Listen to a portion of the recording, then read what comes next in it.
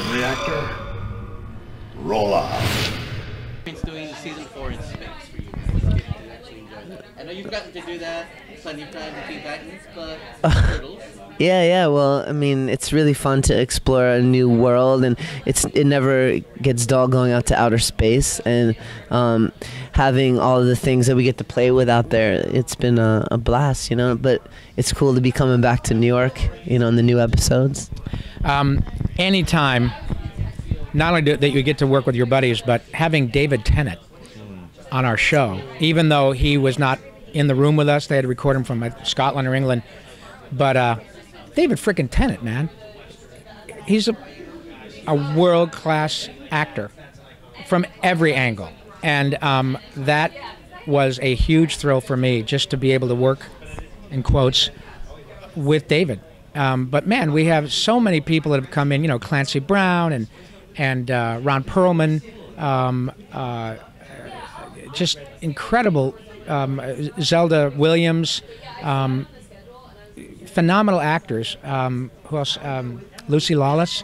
You know, it's great actors and actresses who come in, and that for me is the fun thing when they kind of go down a new path, or take the Turtles to a different location. The new characters that are created, we get to see who the new actors are that come in. It's always just a huge joy. That's what I like about it. Yeah. Pretty sure while they were in space, Tiger Claw was driving a bus or doing what he does to make ends meet. But generally, I've been playing. Petco. Yeah. It's a great day at Petco where the pets go, "I'm Tiger Claw. Can I help you?" Are you here for your 2 o'clock grooming? I will wash you now. Getting to play him and a few other bad guys. Hun on the show, the Fulci twins, the Hammer, hey, yo, hey, like all these other bad guys. You know, it'll be nice to come back from space to see what all the bad guys have been up to in that time.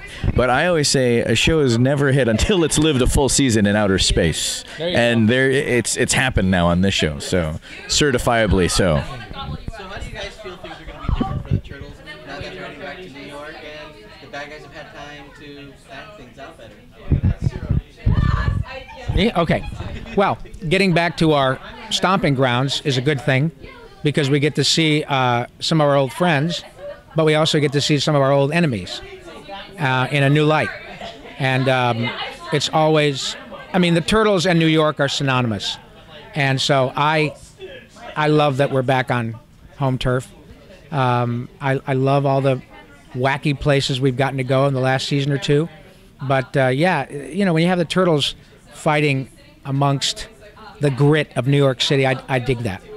It's superhero stuff. It's cool. So for you guys, what were some of your favorite experiences? Like, I know in previous seasons, the writers have added like homages to movies and stuff. I know there was an aliens reference in space. What were some of your favorite moments in episodes you guys got to do? I love anything with Ice Cream Kitty. And Kevin Eastman plays Ice Cream Kitty, which is awesome. He's like, I want to play one role in the show, and you're thinking, oh, he wants to play, you know, a turtle or something. He wants to play Michelangelo. I mean, Ice Cream Kitty. Yeah.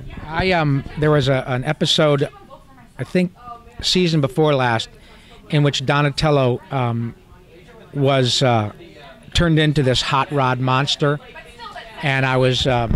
When I was a kid, I used to build these Rat Fink Ed Big Daddy Roth dragster models where the guy would, you know, the Rat Fink character would be in the driver's seat with a big hearse shifter coming out and giant features and bloodshot eyes and all that. And Donatello got to be that character as a result of being inside this car that was alive. And it was Hot Rod, Donnie, don't tear it up the road, ow! And it was really cool. I love that because it was an homage, and they said to Ed Roth and all the Rat Fink stuff from the 60s. They weren't even around in the 60s. I was. So it was pretty cool, that I remember. And I always love getting to be with Mae Whitman, and when there's a love thing that happens between the love triangle with Josh and Mae and myself. I love that because it also draws another segment of the audience in who is interested in the romance aspect of the show. That's pretty cool. They always end every episode with like a still frame that is like rendered as 2D art because the show's 3D. There's like an old school comic, and it has like the same color scheme. Like they kind of do it with like monochromatic tones. There's a sequence in particular when Tiger Claw comes back after cutting himself out of the worm, and it's all like storytelling, and it's all still frames. And I mean, for me as an artist, I can appreciate like what goes into making a sequence like that, and it's definitely a treat for any artist and inspiration that wants to get into animation to see variety in a show. So I feel like the art on the show is like my favorite part. So Rob, tell us, what are some other things that you're doing right now as well as Turtles? Well, I'm currently on parole. Oh, surprise. No, right now I'm doing a couple different things. I'm still fortunately employed at Nickelodeon with respect to Turtles, but this studio has been particularly good to me. I really began working with them in earnest in about 1999 or 2000 on Jimmy Neutron, which, was a great movie, spawned 2 series. I did a lot of stuff with the legendary Butch Hartman, Danny Phantom, and Fairly Odd Parents. I've probably done 50 of those. What was it? Tough Puppy. I did Cat Scratch for those guys. I've done My Life as a Teenage Robot and Cricket, Banana, Goat, Pig, Flask, whatever. I mean, they've been consistently employed me for now 16 years. So, Nick, there are always things going on there. Of course, Disney, I've been doing stuff for littler kids. I've been doing Doc McStuffins for them for a long time. And when you guys were kids, I was, part of the Disney Afternoon, did all of those shows.